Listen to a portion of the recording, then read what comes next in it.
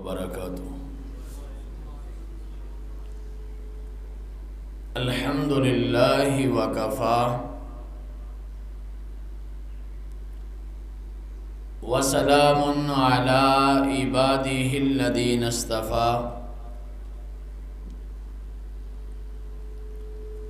اللہم صل وسلم علی محمد وعلی آل محمد کما صلیت علی ابراہیم وعلی آل ابراہیم انک حمید مجید۔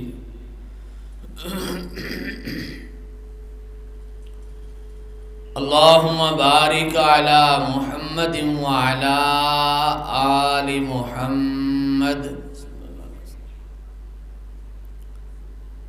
کما بارکت علی ابراہیم وعلی آل ابراہیم انک حمید مجید۔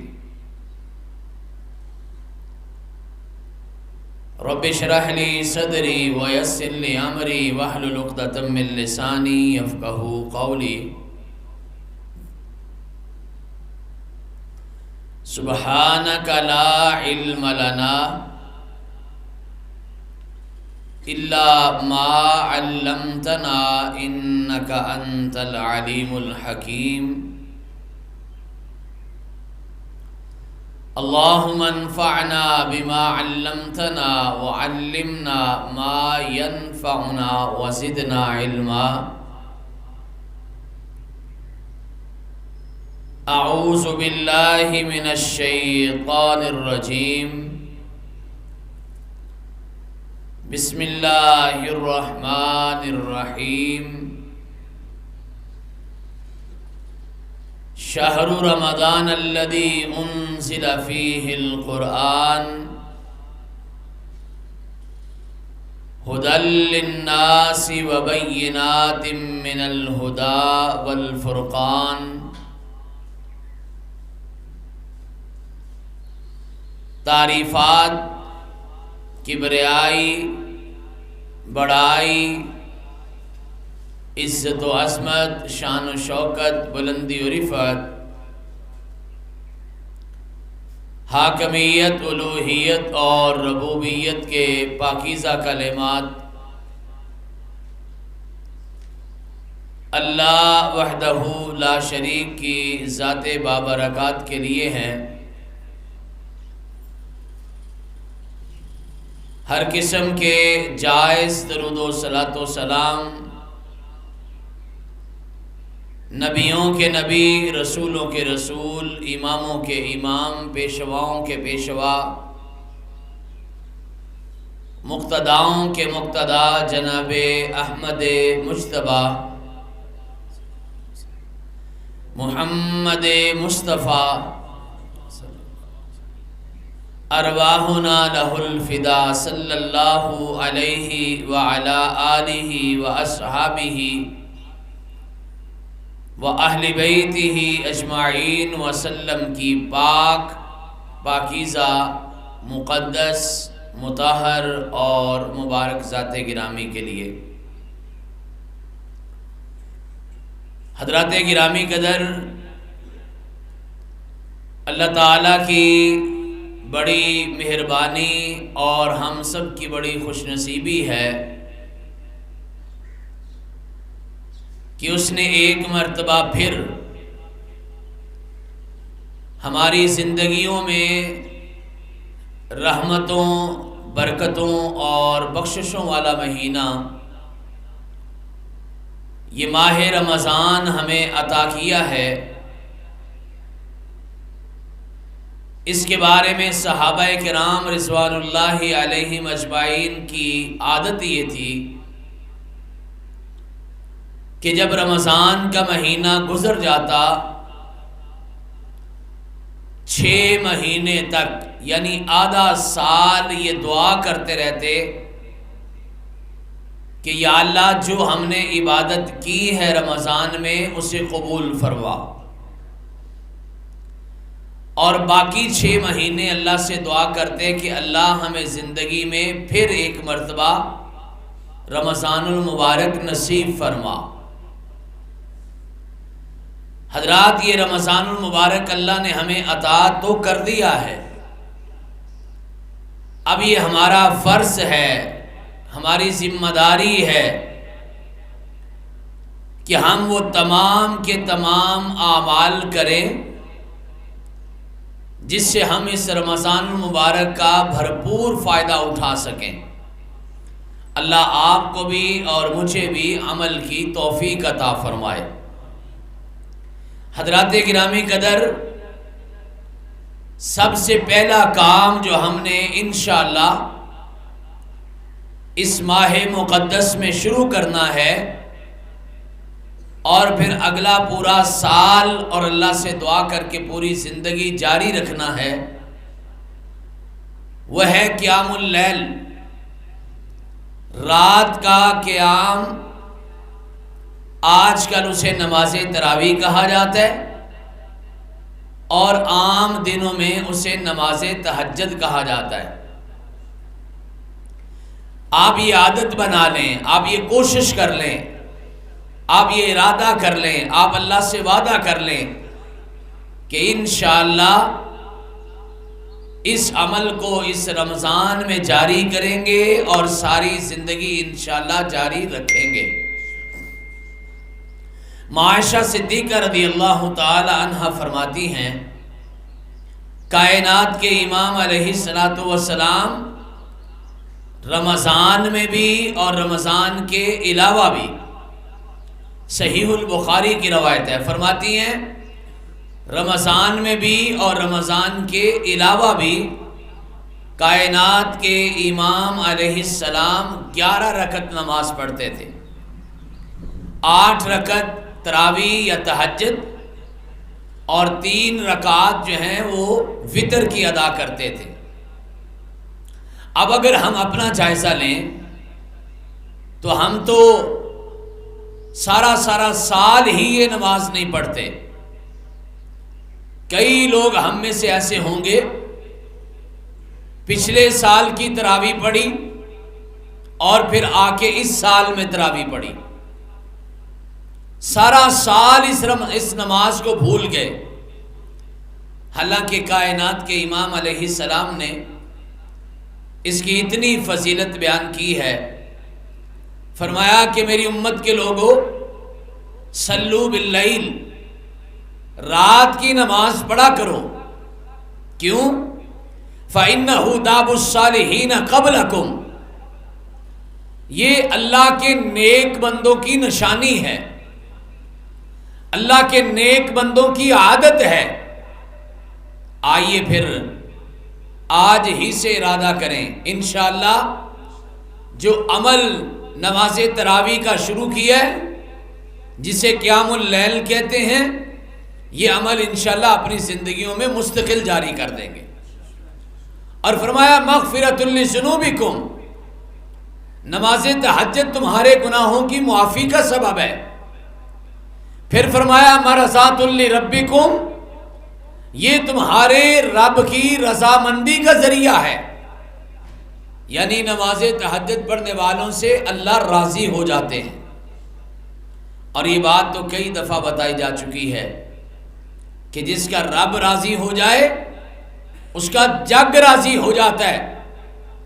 اس لیے زندگی میں سب سے بڑی کوشش یہ کرو کہ اپنے اللہ کو راضی کر لو، اور بالخصوص اس رمضان مبارک کی بابرکت گھڑیوں میں ایک ٹارگٹ یہ بناؤ، اپنے گناہوں پہ معافی مانگ کے، اپنے گناہوں پہ شرمندگی کا اظہار کر کے، اپنی غلطیوں پہ ندامت کا اظہار کر کے، انشاءاللہ اس رمضان المبارک کی گھڑیوں میں ہم نے اپنے اللہ کو راضی کر لینا انشاءاللہ۔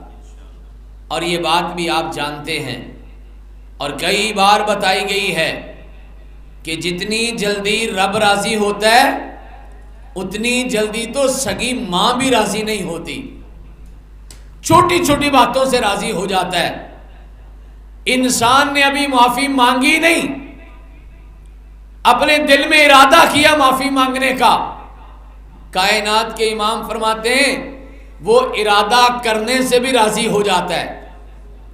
ابھی وہ آیا ہی نہیں مسجد میں، ابھی اس نے آ کے جائے نماز بچھایا ہی نہیں، ابھی اس نے نماز کا آغاز کیا ہی نہیں، ابھی اس نے اللہ کے حضور سجدہ کیا ہی نہیں، ابھی اس نے اللہ سے کچھ مانگا ہی نہیں، کائنات کے امام علیہ السلام فرماتے ہیں ابھی وہ نیت کر کے اپنے گھر سے چلا ہے، اللہ پھر بھی راضی ہو جاتا ہے۔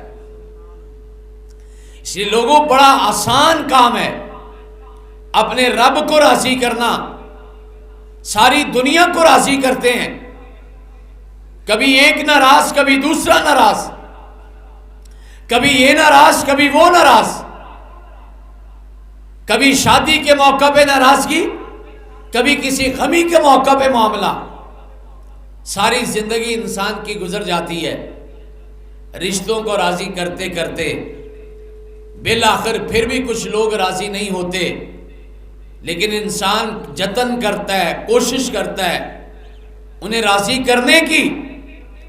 انسان کو راضی کرنا مشکل ترین کام ہے، انسان وہ کرتا رہتا ہے، اور رب کو راضی کرنا دنیا کا آسان ترین کام ہے، انسان اس کی طرف نہیں آتا۔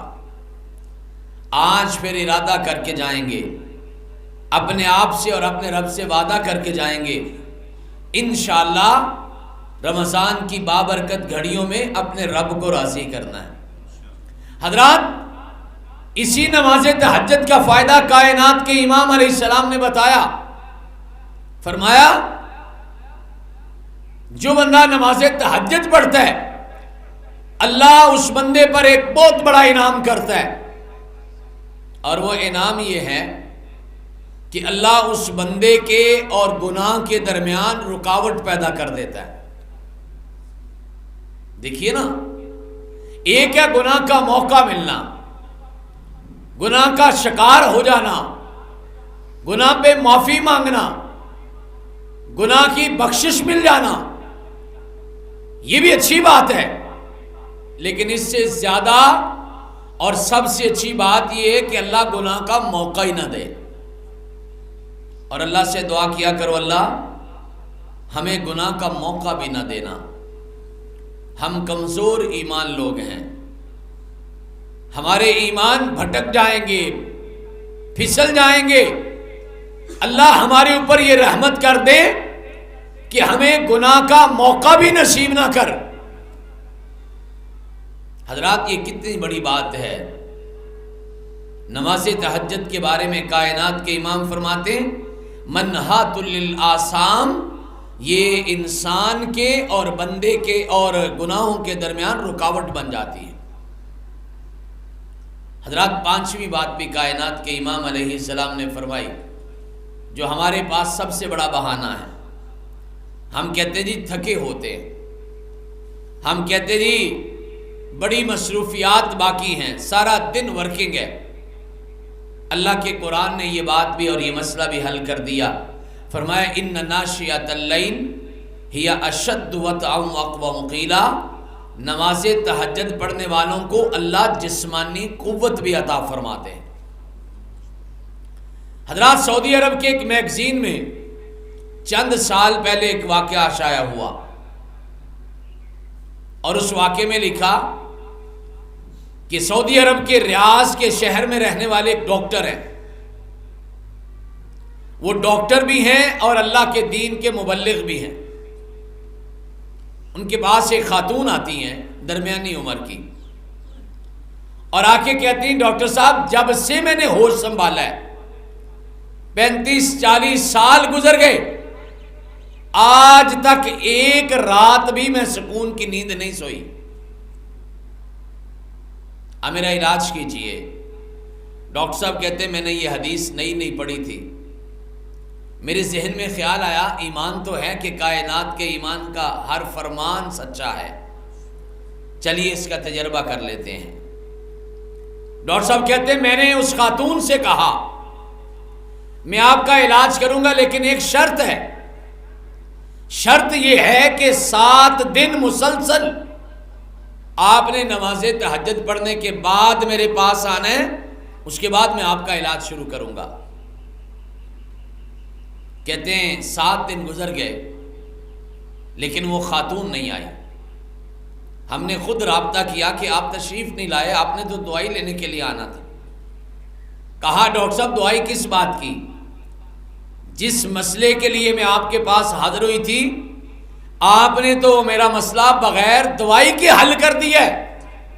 کہتی 7 دن سے تہجد پڑھ رہی ہوں اور اللہ کی قسم ساری زندگی اتنی سکون کی نیند نہیں آئی جتنی نیند جو ہے وہ نماز تہجد کے بعد آتی۔ حضرات یہ اللہ اور اس کے رسول کا وعدہ ہے، یہ آپ کی جسمانی بیماریوں کا علاج بھی ہے۔ آئیے پھر میں آپ کو ایک بڑی خوبصورت بات بتاتا ہوں۔ ہمارے گھروں میں، ہمارے رشتہ داروں میں، ہمارے علاقوں میں، ہمارے جاننے والوں میں کئی لوگ بیمار ہیں اور مسلسل بیمار ہیں اور زندگی بھر ہو گئی دوائیاں کھاتے۔ آئیے اللہ اور اس کے رسول کا نسخہ اس کو بتائیے۔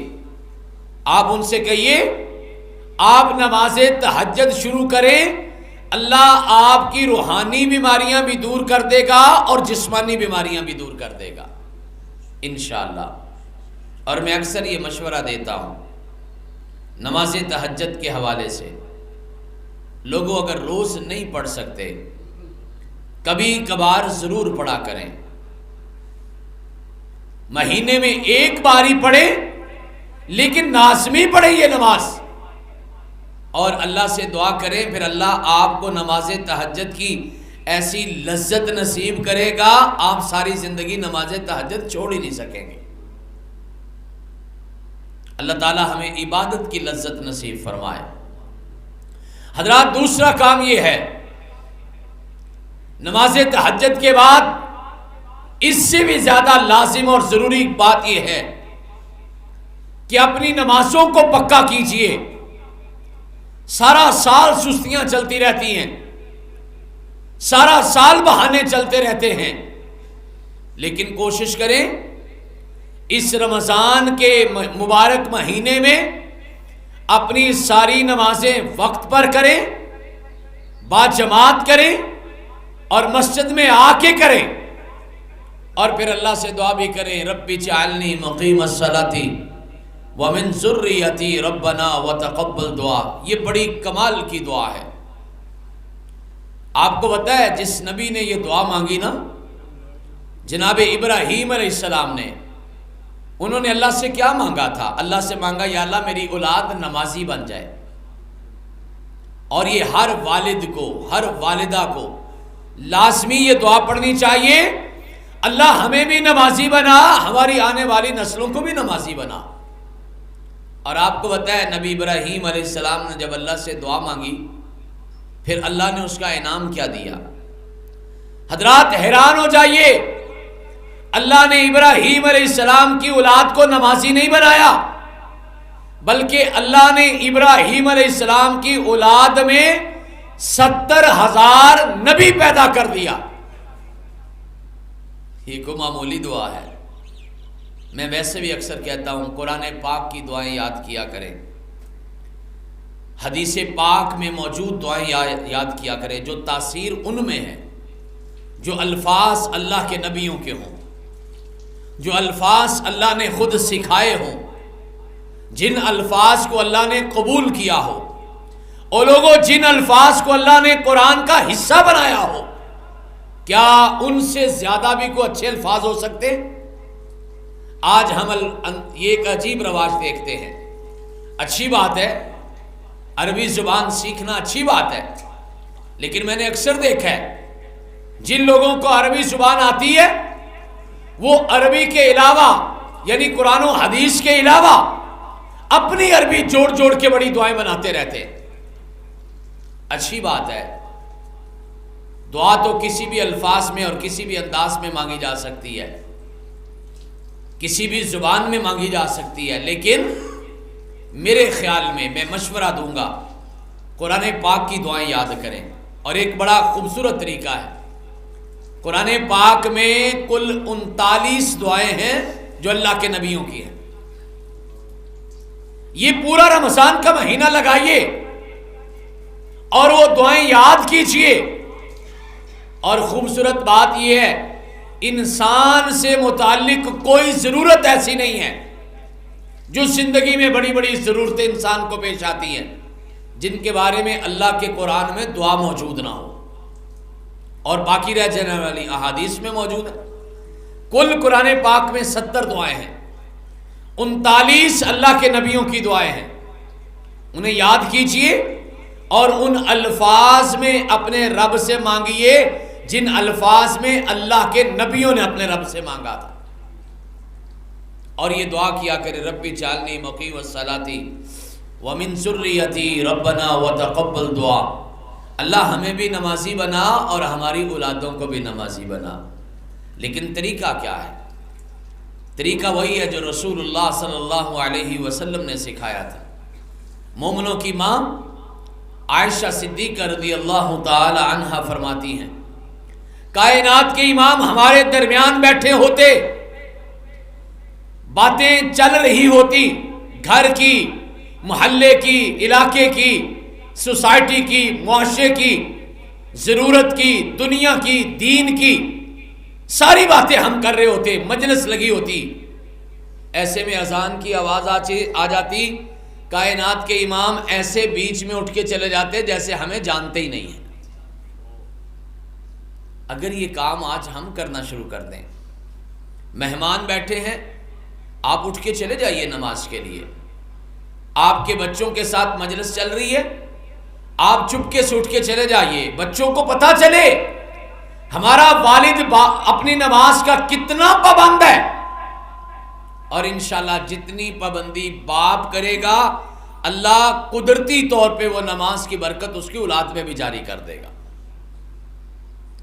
آپ کبھی بھی اگر کسی نمازی آدمی کو دیکھیں نا تو آپ پتہ کر لیں اس کے خاندان میں کوئی نہ کوئی بندہ پکا نمازی ہوگا، جس کی دعا کی برکت سے یا جس کے عادت کی برکت سے اللہ نے اس کی آگے نسل میں بھی نماز کو جاری کر دیا ہے۔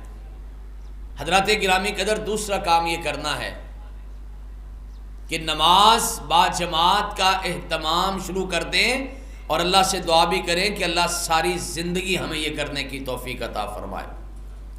حضرات یہ دوسرا وعدہ ہے، یہ دوسرا کام ہے جو رمضان سے کما حقہ فائدہ اٹھانے کے لیے ہم کریں گے۔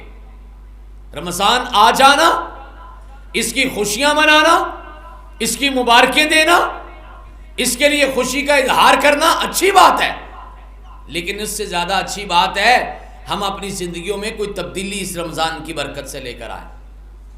حضرات تیسرا کام اور بڑا اہم کام، رمضان المبارک کے بابرکت مہینے میں اللہ کے قرآن سے جڑ جائیے، قرآن ساری زندگی کا حصہ بنائیے، اپنی روزمرہ زندگی، ڈیلی روٹین لائف جسے کہتے ہیں، اس میں قرآن مجید کی تلاوت کو داخل کیجئے۔ اللہ قرآن کی برکت سے آپ کی زندگیوں کو خوشگوار بنا دے گا۔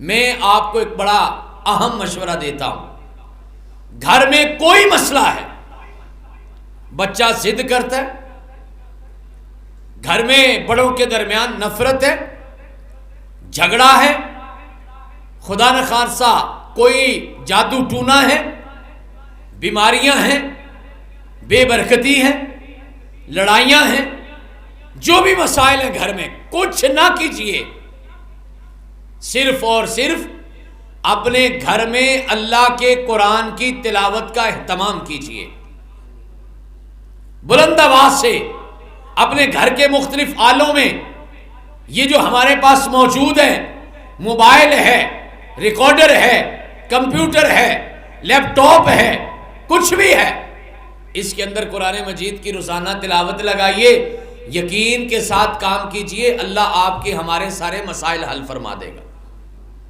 میں آپ کو دور کی بات نہیں بتاتا، یہ آپ کے قریب ایک گاؤں ہے فتوی والا، گنڈا سنگھ سے پہلے، ابھی 2 جمعے پہلے وہاں کے خطیب محترم نے مجھے یہ واقعہ بتایا، کہتے ہیں ہمارے کوئی جاننے والے کراچی میں رہتے تھے اور ان کی بیٹی کو شکایت تھی جنات وغیرہ کی۔ یہ آج گھر گھر کا مسئلہ بن گیا ہے، سایہ ہے، جنات ہیں، کوئی نظر بد ہے، کئی مسائل ہیں،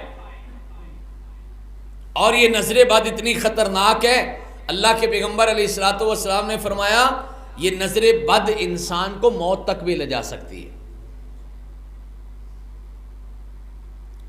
کہتے میں نے جادو جنات کے حوالے سے کوئی کتاب لکھی، ہمارے ان عزیز رشتہ داروں کو کراچی میں پتہ چلا، ان کے قریب کو رہنے والے لوگ تھے، ان کی بیٹی کو یہ مسئلہ تھا، انہوں نے مجھے فون کیا پریشان ہو کے، حالات بڑے خراب ہیں، آپ اس طرح کیجئے کہ بیٹی کا مسئلہ بڑھتا جا رہا ہے، حتیٰ کہ بے پردگی ہونا شروع ہو گئی ہے، اور بڑی ذلت ہے، بڑی تکلیف ہے، اللہ آپ ہم سب کو محفوظ فرمائیں۔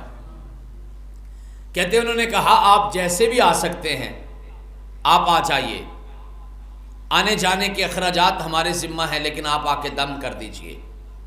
قاری صاحب محترم کہتے میں نے ان کو کہا آنے جانے کو چھوڑیے، آپ ایک کام کیجئے، آپ اس بیٹی کے پاس ہر وقت قرآن کی ریکارڈنگ چلائیں اور کچھ نہ کریں، قرآن مجید کی ریکارڈنگ چلائیں مسلسل، اور کوئی مخصوص صورت نہیں، مخصوص آیات بھی نہیں، ایک طرف سے شروع کر کے آپ اس میں اس کے قریب قرآن پاک کی تلاوت لگا دیں، ایک مرتبہ اگر ختم ہو جاتا ہے تو پھر لگا دیں، پھر اگر ختم ہو جاتا ہے تو دوبارہ لگا دیں، 6-7 گھنٹے میں پورا قرآن مجید پڑھا جا سکتا ہے۔ اگر کوئی بندہ آرام سے بھی پڑھے تو 10 گھنٹے میں آرام سے قرآن پاک پڑھا جا سکتا ہے۔ کہتے اگر قرآن مجید پڑھتے پڑھتے وہ بیٹی سو جاتی ہے، آپ نے قرآن مجید بند نہیں کرنا، 24 گھنٹے اس کے پاس آپ قرآن پاک چلائیں اور 21 دن یہ کام کریں۔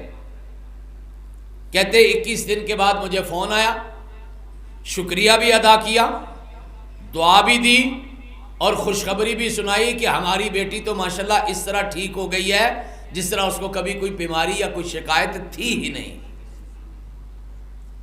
حضرات قرآن مجید کی برکات کوئی معمولی نہیں ہے، قرآن مجید سے جڑیے، یہ مہینہ ہی قرآن کا ہے، یہ رمضان المبارک کا تعارف جو اللہ کے قرآن نے کروایا وہ یہی کروایا ہے، شہر رمضان الذی انزل فیہ القرآن، یہ مہینہ ہی وہ ہے جس میں اللہ نے قرآن مجید کے نزول کا آغاز کیا تھا، یعنی نازل کرنا شروع کیا تھا۔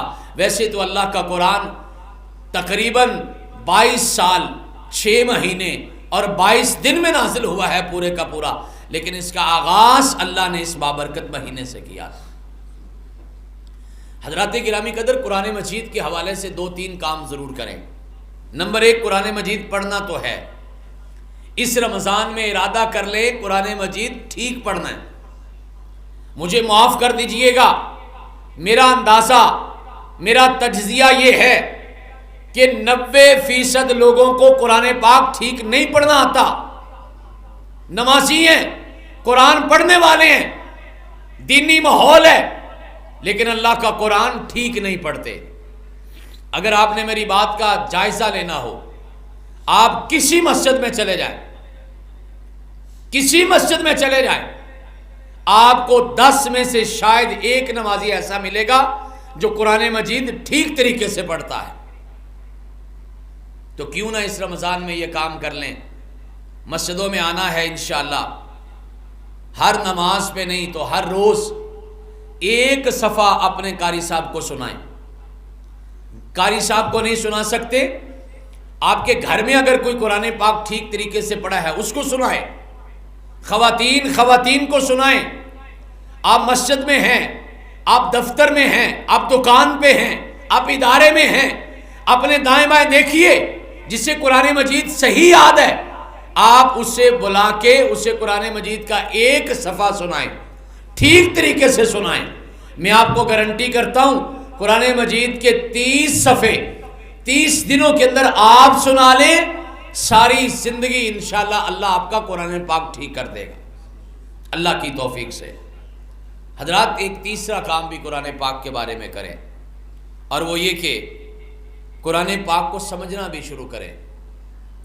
30 سال ہو گئے قرآن پڑھتے ہوئے، 40 50 60 سال ہو گئے قرآن مجید پڑھتے ہوئے، لیکن آج تک پتہ ہی نہیں ہے کہ قرآن مجید میں اللہ نے کیا کہا ہے۔ ترجمہ نہیں آتا، طریقہ آسان میں آپ کو بتا دیتا ہوں، عمل آپ کر لیں انشاءاللہ العزیز۔ آپ اگر سمجھ کے قرآن پڑھیں گے آپ کو قرآن پڑھنے کی لذت آ جائے گی۔ آج کی تحقیق یہ بتاتی ہے کہ قرآن مجید کی پہلی 50 آیات، 7 آیات سورہ الفاتحہ کی اور تقریباً 43 آیات سورہ البقرہ کی، چلیں راؤنڈ فگر میں کرتے ہیں، اس کو 45 کر لیں، یہ 50-51 آیات آپ پڑھ لیں ترجمے سے۔ ایکسپرٹس نے یہ بتایا ہے، محققین یہ بتاتے ہیں، علماء یہ بتاتے ہیں، تحقیق یہ ثابت کر چکی ہے کہ ان 50 آیات میں جتنے الفاظ آتے ہیں یہ تقریباً قرآن مجید کا آپ 80% خود ترجمہ کر سکتے ہیں۔ کیا خوبصورت طریقہ ہو۔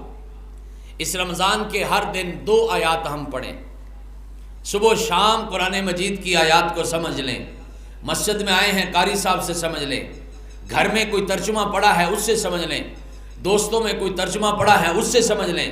نہیں، آپ کے پاس موبائل موجود ہے، موبائل میں آپ قرآن مجید ترجمے والا ڈاؤن لوڈ کریں اور ایک آیت کا ترجمہ صبح پڑھ لیا کریں، ایک آیت کا ترجمہ سمجھ کے شام پڑھ لیا کریں، 50 کے قریب آیات آپ پڑھ لیں، انشاءاللہ اللہ آپ کو 80% قرآن پاک کا ترجمہ خود بخود سمجھا دیں گے۔ باقی کوشش کر کے سارے سال میں کر لینا، اور انشاءاللہ اگلے رمضان سے پہلے وعدہ کریں قرآن مجید سارے کا سارا با ترجمہ پڑھ لیں گے اللہ کی توفیق سے۔ یہ کتنا خوبصورت رمضان ہو، یہ رمضان کا کتنا خوبصورت فائدہ ہو کہ ہم رمضان المبارک کو قرآن مجید کے نام کر دیں۔ حضرات، قرآن مجید پڑھنا بھی ہے، قرآن مجید سمجھنا بھی ہے، قرآن مجید سننا بھی ہے۔ یہ بات آپ کو پہلے بھی بتائی جا چکی ہے، فقہا نے لکھا ہے جتنا قرآن مجید پڑھنے کا ثواب ہے اتنا ہی اللہ کا قرآن سننے کا ثواب ہے، لہٰذا اس رمضان میں قرآن سننا بھی ہے۔ حضرات ایک اور کام کیجئے گا، قرآن مجید اس رمضان میں کچھ نہ کچھ یاد بھی کیجئے گا۔ ساری زندگی ہوگی ہے قرآن پڑھتے ہوئے، قرآن کی فضیلتیں سنتے ہوئے، قرآن کے فضائل سنتے ہوئے، قرآن کے جلسے سنتے ہوئے، قرآن کے درس سنتے ہوئے، لیکن آج تک کبھی کوشش نہیں کی کہ اللہ کے قرآن کی کچھ آیتیں یاد بھی کر لیں۔ آئیے پھر چاروں کل یاد کریں۔ ہاں حضرات، پھر قرآن مجید کے 29ویں پارے کی سورہ مزمل یاد کریں۔ ہاں حضرات، قرآن مجید کی سورہ ملک یاد کریں۔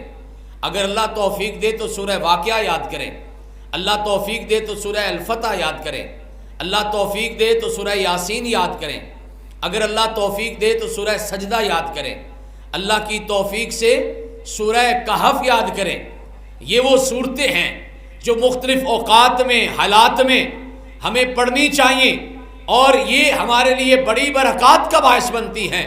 آپ ٹارگٹ کر کے شروع کر دیجئے، اللہ کا نام لے کے شروع کیجئے، انشاءاللہ العزیز اللہ آپ کا سینہ اپنے قرآن کے لیے کھول دے گا۔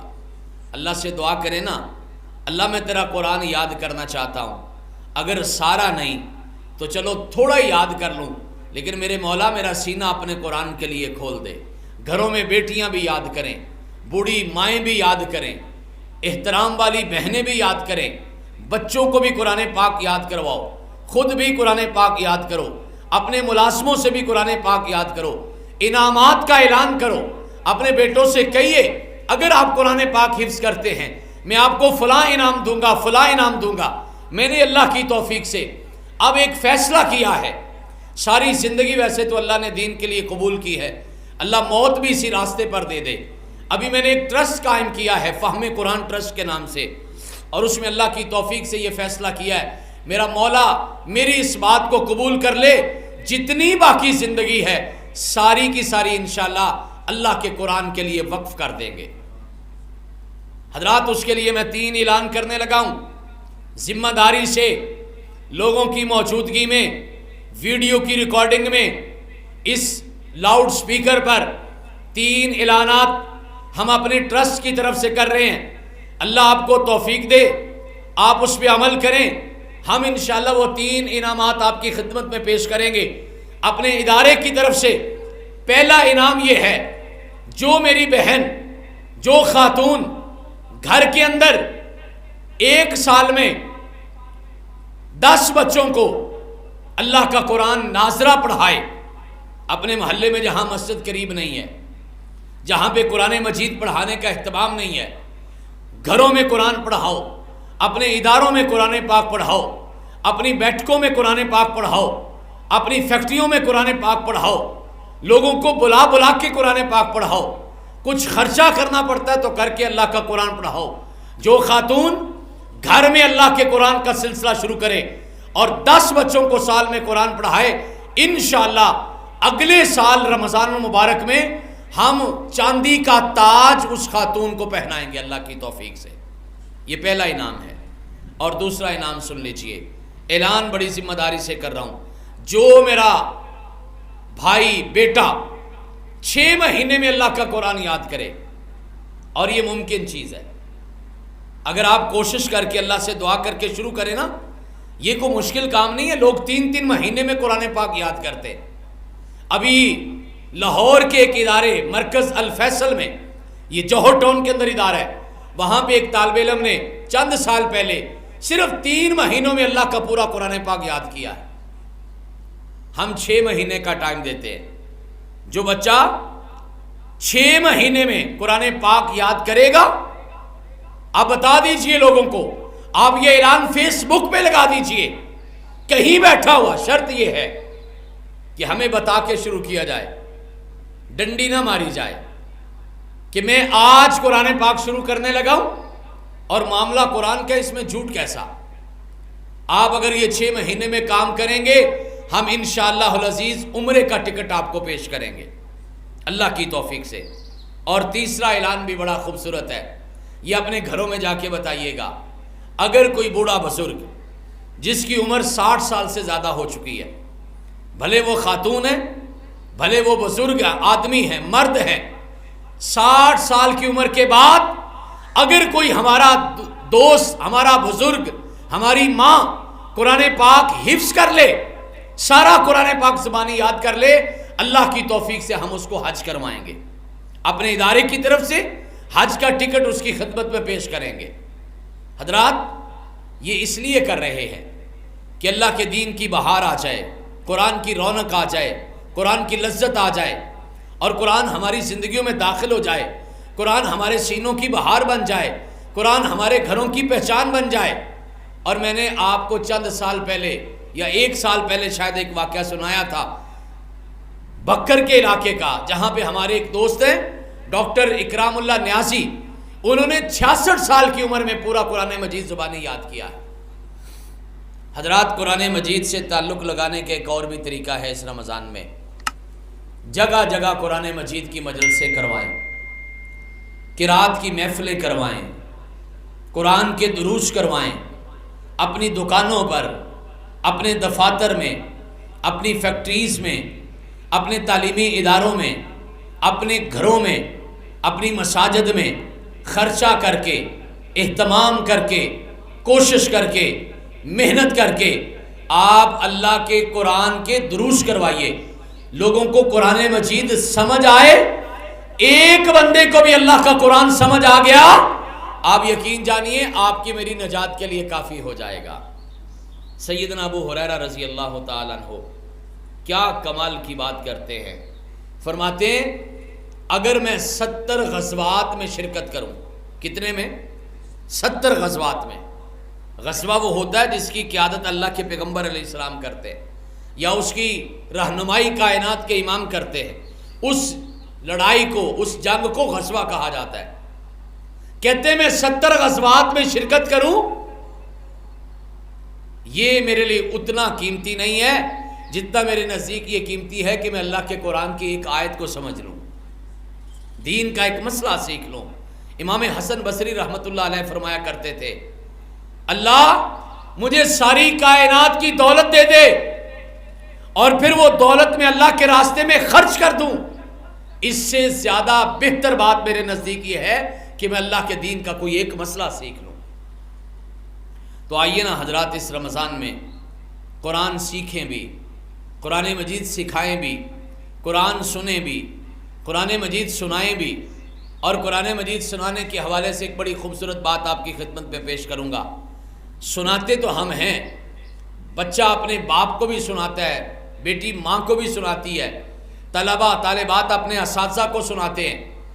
اس رمضان میں ایک کوشش کرنا، تھوڑا سا قرآن، بے شک ایک صفحہ ہو، بے شک ایک آیت ہو، بے شک ایک رکوع ہو، لیکن اس رمضان میں تھوڑا سا قرآن اپنے رب کو بھی سنا لینا۔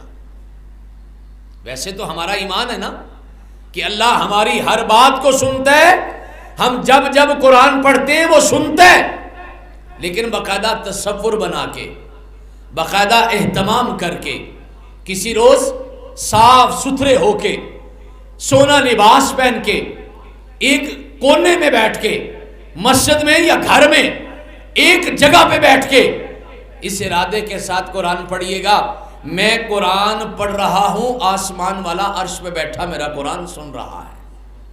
اللہ کی قسم، بے شک ایک صفحہ سنانا، لیکن آپ کو لطف آ جائے گا۔ ساری زندگی قرآن پڑھنے کی اتنی لذت نہیں آئی ہوگی جتنی لذت رب کو قرآن سنانے کی آئے گی۔ امام احمد ابن حنبل رحمۃ اللہ علیہ تھے نا، ایک دن پتہ چلا کہ ان کا ایک شاگرد ہے، وہ ایک رات میں پورا قرآن پاک پڑھتا ہے۔ پڑھنے والے پڑھ سکتے ہیں، سمجھ آنی چاہیے، اگر آپ کو مفہوم کا پتہ ہے۔ وہ 3 راتوں والی روایت درست ہے، لیکن وہ اس لیے ہے کہ اگر آپ سمجھ کے پڑھ لیں تو آپ بے شک ایک رات میں پڑھ لیں۔ لیکن استاد اپنے شاگرد کو ایک بڑی خوبصورت بات سمجھانا چاہتا تھا۔ امام احمد ابن حنبل رحمۃ اللہ علیہ نے اپنے شاگرد کو بلایا، کہا بیٹا کیا کرتے ہو؟ خوش ہو کے کہتا ہے استاد جی ساری رات میں پورا قرآن پڑھتا ہوں۔ اچھا بیٹا پھر آج کی رات یہ کرنا، جب قرآن پاک پڑھنے بیٹھو نا تو تصور یہ کرنا کہ آپ پڑھ رہے ہو اور میں سن رہا، یعنی شاگرد پڑھ رہے اور استاد سن رہے۔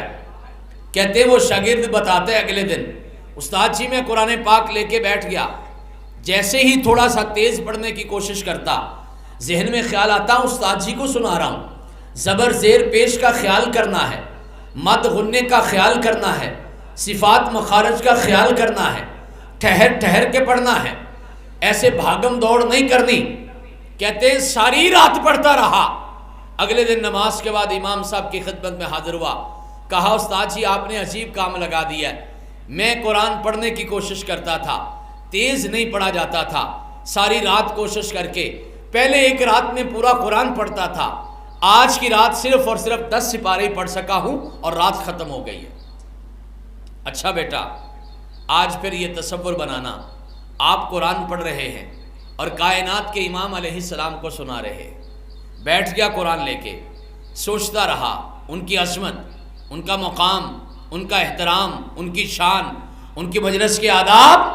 کہتا ہے میں ساری رات پڑھتا رہا اور نتیجہ یہ نکلا، کہتا ہے جب بھی پڑھنے کی کوشش تیز کرتا تھا کائنات کے امام کا ادب ذہن میں آتا تھا، اور میں نے بالآخر ساری رات میں صرف ایک ہی سپارہ اللہ کے قرآن کا پڑھا تو ساری رات ختم ہو گئی۔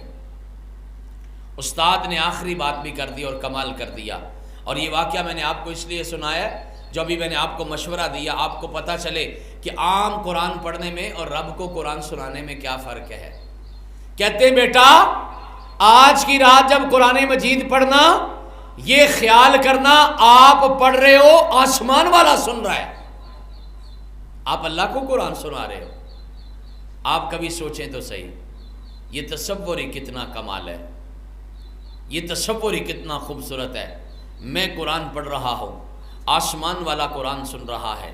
حضرات گرامی قدر ایسے قرآن پڑھیں گے لذت آئے گی۔ کہتا ہے میں قرآن پاک لے کے بیٹھ گیا، ساری رات پڑھتا تھا، اس بات پہ آنسو جاری ہو گئے، واہ کیا نصیب کی بات ہے، میں قرآن پڑھ رہا ہوں، آسمان والا قرآن سن رہا ہے۔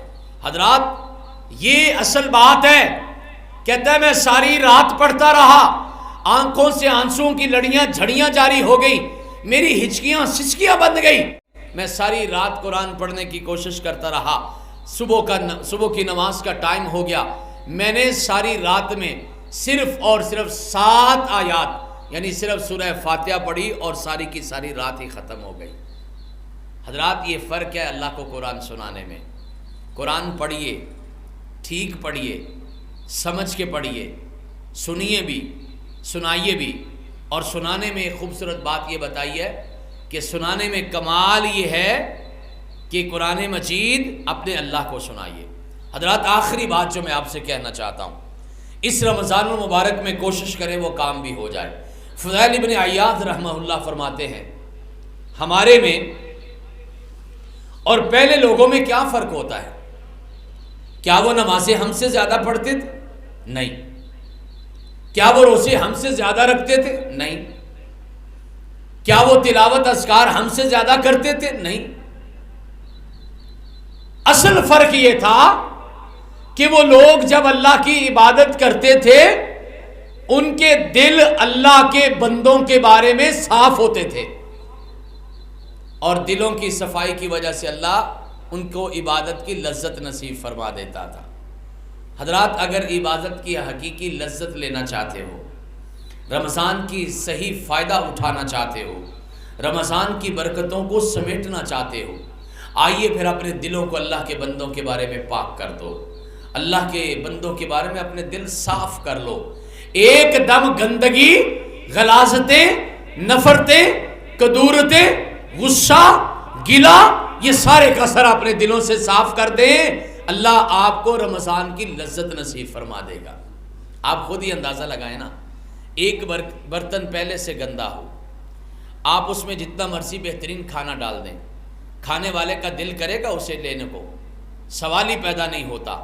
ایسے ہی اگر آپ کا دل ہی گندا ہے، اس میں غلاظت ہے، اس میں کدورت ہے، اس میں نفرت ہے، اس میں غصہ ہے، اس میں گلہ ہے، دوسروں کے خلاف سازشیں ہیں، تو پھر اس دل میں اللہ کا قرآن کیسے آئے گا؟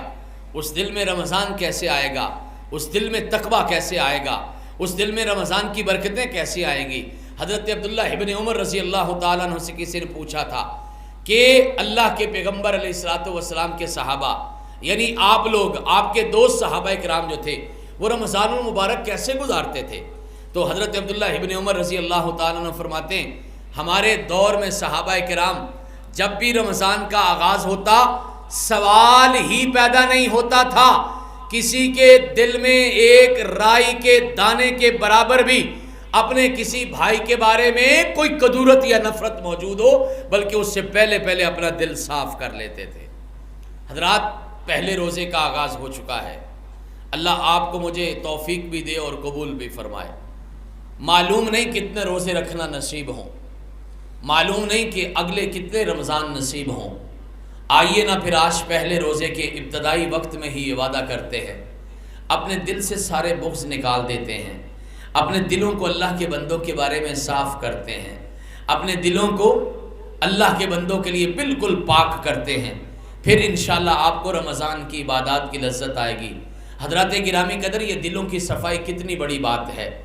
اللہ کے پیغمبر علیہ السلام کے ایک صحابی ہیں حضرت سعد ابن معاذ رضی اللہ تعالی عنہ، 30 سال کی عمر میں مسلمان ہوتے ہیں، 36 سال کی عمر میں فوت ہو جاتے ہیں.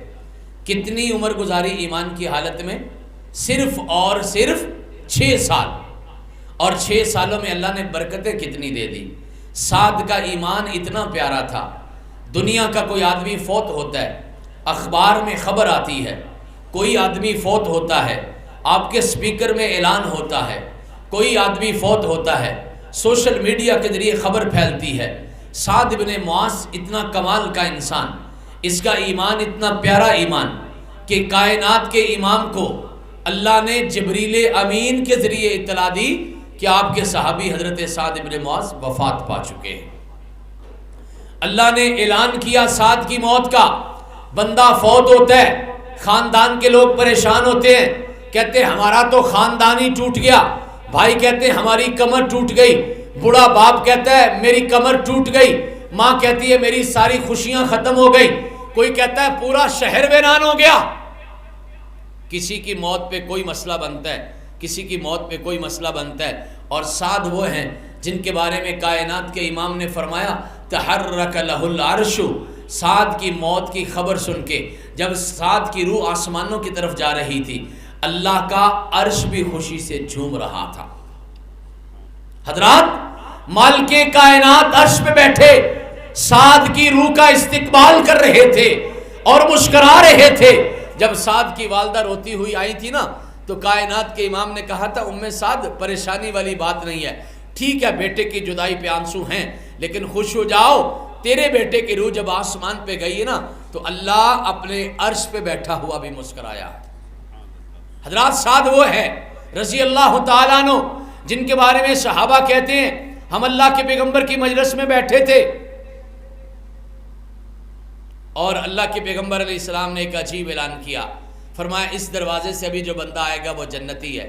ہماری نظریں دروازے پر لگ گئیں، دیکھا ایک شخص آیا ہے، ہاتھ میں لاٹھی پکڑی ہوئی ہے دائیں ہاتھ میں، بائیں ہاتھ میں اپنا جوتا تھاما ہوا ہے، ان کی داڑھی مبارک سے پانی کے قطرے گر رہے ہیں، ابھی وضو کر کے آئے ہیں، اور دیکھا تو سعد ابن معاذ رضی اللہ تعالیٰ عنہ تھے۔ اور صحابی کہتے میرے دل میں بڑا شوق پیدا ہوا، سعد کون سا عمل کرتا ہے جس کی وجہ سے اس کو اتنا بڑا مقام ملا ہے۔ اس کے گھر مہمان ٹھہر گیا، مشہور واقعہ ہے، 3 دن تک پتہ کیا کوئی نئی بات نظر نہیں آئی۔ آخری بات کیا نظر آئی؟ سعد میں نے دیکھا ہے جو نمازیں تم پڑھتے ہو ہم بھی پڑھتے ہیں، تہجد تم پڑھتے ہو ہم بھی پڑھتے ہیں، ذکر و اذکار تم کرتے ہو ہم بھی کرتے ہیں، قرآن کی تلاوت تم کرتے ہو ہم بھی کرتے ہیں، والدین سے اچھا سلوک تم کرتے ہو ہم بھی کرتے ہیں، بچوں کی روٹی روزی کا خیال تم کرتے ہو ہم بھی کرتے ہیں، حلال کمائی کی فکر تم کرتے ہو ہم بھی کرتے ہیں۔ سعد کوئی بات تو نظر آئی نہیں، مقام اتنا بڑا مل گیا، اللہ نے دنیا میں جنت کا سرٹیفکیٹ دے دیا۔ کہا اگر آپ نے پوچھا ہے تو پھر میں بتاتا ہوں، میں 3 کام نہیں کرتا۔ پہلا کام، میں کبھی اپنے کسی مسلمان بھائی کے دل میں کے بارے میں اپنے دل کے اندر نفرت نہیں پیدا کرتا، میرا دل مسلمانوں کے لیے صاف ہوتا ہے۔ میں نے کبھی اپنے بھائی کے بارے میں غصہ آ بھی جائے، میں نے کبھی اس غصے کو پالا نہیں ہے، میں نے اس کو کدورت نہیں بنایا، میں نے اس کو کینہ نہیں بنایا، میں نے اس کو گنڈ نہیں ماری۔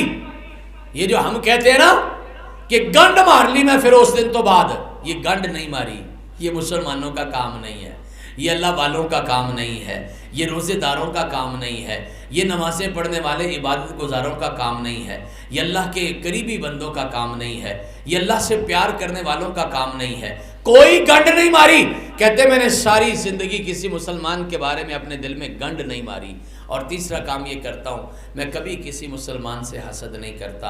اگر کسی کو اللہ نے عطا کیا ہے میں دیکھ کے خوش ہوتا ہوں، میں دعا کرتا ہوں میرے مولا تو نے اس کو عطا کیا ہے مجھے بھی عطا فرما، میرے رب کے خزانے ختم تو نہیں ہوگے، کیوں کڑتے ہو، کیوں جلتے ہو، کیوں حسد کرتے ہو، کیوں اپنی نیکیاں برباد کرتے ہو، کیوں اپنے آپ کو پریشان کرتے ہو، کیوں اپنے دماغ میں گندے خیالات کو جگہ دیتے ہو؟ حضرات، خیال آ جاتا ہے، انسانی کمزوری ہے، لیکن اس کو ختم کریں، اس کو اپنے زندگی سے اپنے دماغ سے ختم کریں۔ کسی سیانے بزرگ نے نا دماغ کی مثال بڑی اچھی دی ہے، فرماتے دماغ کی مثال ہوتی ہے چوک جیسی۔ کس جیسی؟ چوک جیسی۔ آپ نے دیکھا ہوگا چوکوں میں یہ سپاہی کھڑے ہوتے ہیں، ٹریفک وارڈن جسے آج کل ہم کہتے ہیں، وہ کھڑے ہوتے ہیں، ٹریفک آ رہی ہوتی ہے۔ بزرگ کہتے ہمارے دماغ کی مثال چوک کی ہے اور ہماری مثال سپاہی کی ہے۔ اب وہ سپاہی کیا کرتا ہے؟ گاڑی دائیں طرف سے آتی ہے وہ اس کو آگے بھیج دیتا ہے، بائیں طرف سے آتی ہے اس کو دوسری طرف بھیج دیتا ہے، سامنے سے آتی ہے اس کو ادھر بھیج دیتا ہے، ادھر سے آتی ہے اس کو ادھر بھیج دیتا ہے۔ گاڑی چوک میں رکنے نہیں دیتا، رکے گا تو سارا نظام خراب ہو جائے گا، روکے گا تو محکمہ اس کی طلبی کرے گا، اس کو تنبیہ کرے گا، عین ممکن ہے اس کو نوکری سے فارغ کر دے۔ ہماری مثال بھی سوچ اور خیال کے بارے میں ایسی ہونی چاہیے۔ گندا خیال آ جاتا ہے، گندی سوچ آ جاتی ہے، یہ انسانی کمزوری ہے، یہ انسانی فطرت ہے، یہ انسانی مجبوری ہے، لیکن اس سمجھدار ٹریفک وارڈن کی طرح اپنے دماغ میں کسی گندے خیال کو کھڑے نہ ہونے دینا، اس کو آگے ہی گزارتے رہنا، آگے ہی گزارتے رہنا۔ اللہ اس کے بدلے میں ہمارے سینوں کو، کلیجوں کو پاک کر دے گا۔ میں نے آپ سے جو چند ایک باتیں کی ہیں، اپنے موضوع کو اپنے میزبان سے اجازت لے کے تبدیل کرتے ہوئے، آپ کو معلوم ہے کہ آج نیک نگاہوں کو سلام کی گفتگو کرنا تھی، وہ بھی موضوع بڑا اہم ہے، اس کا تعلق بھی روزے کے ساتھ ہے۔ اگر روزہ رکھ کے نگاہوں کی پاکی نہیں کی تو روزے کا فائدہ کوئی نہیں ہوگا۔ بلکہ کائنات کے امام نے تو یہ فرمایا تھا، مسند احمد میں روایت ہے، فرمایا جو بندہ اپنی نظر کو پاک کر لیتا ہے، غیر محرم پہ نظر پڑ گئی فوری طور پہ نظر نیچی کر لیتا ہے، اللہ اس بندے کو عبادت کی لذت نصیب فرما دے گا۔ آئیے پھر تفصیل میں اس پہ کبھی پھر بات کریں گے، لیکن مناسبت سے، ماحول کی مناسبت سے میں نے موضوع چینج کیا۔ 4 کام موٹے موٹے آپ کو کرنے والے بتائے۔ سب سے پہلے نماز تہجد کی عادت پکی کر لیں۔ نمبر 2، نماز با جماعت مسجد میں ادا کرنے کی عادت بنا لیں۔ اللہ سے دعا بھی کریں، اللہ آپ ہم سب کو نماز قائم کرنے والا بنا دے۔ نمبر 3، میں نے آپ سے عرض کیا، قرآن پاک سے اپنے رشتے مضبوط کر لیں۔ قرآن پڑھیے بھی، پڑھائیے بھی، سنیے بھی، سنائیے بھی، سمجھیے بھی، اور سب سے خوبصورت بات بتائی کہ اب کے رمضان میں کم از کم ایک بار اللہ کا قرآن جو ہے وہ اپنے رب کو ضرور سنا لینا، لذت نصیب ہو جائے گی۔ آخری بات یہ کہ لوگوں، آج پہلا دن ہے، آج یکم رمضان کے چند گھنٹے گزرے ہیں، آئیے نا پھر اپنے دلوں کو اپنے مسلمان بہن بھائیوں کے بارے میں پاک کر لیں۔ کسی سے لڑائی ہے تو صلح کر لیں، کہیں خدا نخواستہ ایسا نہ ہو رمضان بھی گزر جائے، سحر افطار بھی ہو جائے، محنت بھی ہو جائے، اتنے لمبے 14 گھنٹوں کے روزے بھی رکھیں، لیکن دلوں میں نفرت کی وجہ سے شاید ہمارے اعمال برباد نہ ہو جائیں۔ اللہ آپ کو مجھے رمضان المبارک سے بھرپور فائدہ اٹھانے کی توفیق عطا فرمائے۔ وآخر دعوانا ان الحمد للہ رب العالمین۔